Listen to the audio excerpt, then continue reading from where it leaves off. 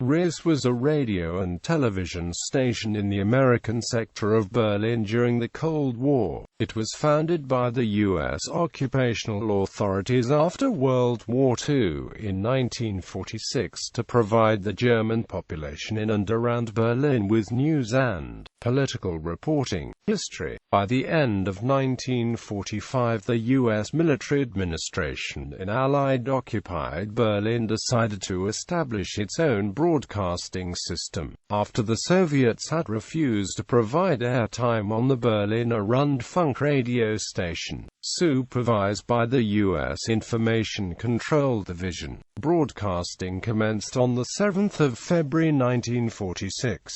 For the first months the program could be distributed via telephone line only, until a first medium-wave transmitter was installed in September. By its creative and innovative programming, the station quickly gained much popularity. Its importance was magnified during the Berlin blockade in 1948–49, when it carried the message of Allied determination to resist Soviet intimidation. At the same time, the RIAS Symphony Orchestra under chief conductor Ferenc Frixe and a professional chamber choir, the Rundfunk des RIAS, were also established by the U.S. forces, together with the RIAS Dance Orchestra and the RIAS Big Band. They largely contributed to the station's entertainment program under the editorship of the former Berliner Rundfunk employee Hans Rosenthal. After the Berlin blockade, RIAS evolved into a surrogate home service for East Germans, as it broadcast news, commentary, and cultural programs that were unavailable in the controlled media of the German Democratic Republic. By own account, a free voice of the free world, the station aired the chime of the Freedom Bell each Sunday at noon, followed by an excerpt from the text of the Declaration of Freedom.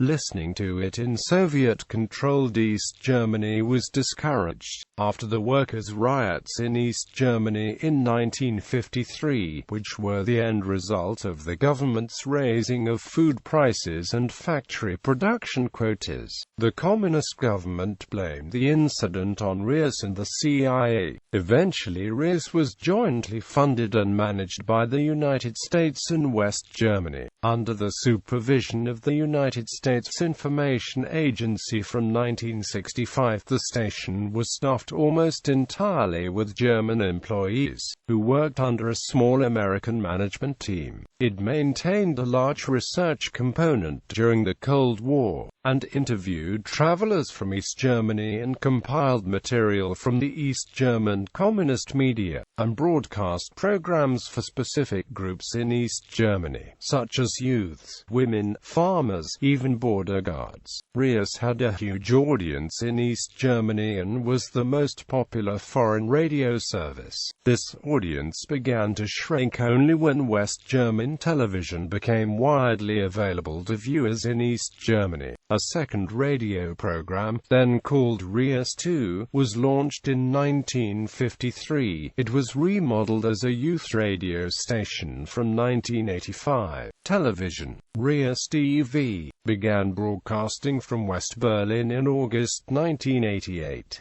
Prior to this there were no Western television broadcasts specifically targeted at East Germany, although many of the domestic West German TV networks had high-power transmitters along the border and could be received throughout most of East, where many of the programs attracted a larger audience than the official East German domestic broadcasters. The fall of the Berlin Wall in 1989 and German reunification the following year meant that RIAS TV was short-lived. In 1992 Deutsche Welle inherited the RIAS TV broadcast facilities, using them to start a German, English and Spanish-language television channel broadcast via satellite transmitters. The station's most important transmitter was at Berlin-Britz. Later a second transmitter at Hof in Bavaria was added to improve reception in the southern parts of East Germany. While the facility at Hof has been closed and carted off to Mühlacker in 1994, Berlin-Britz remained in service until 2013. Transmitting the programs of Deutschland Radio Kultur, it was finally dismantled in 2015. Hof mainly was switched on after sunset to cover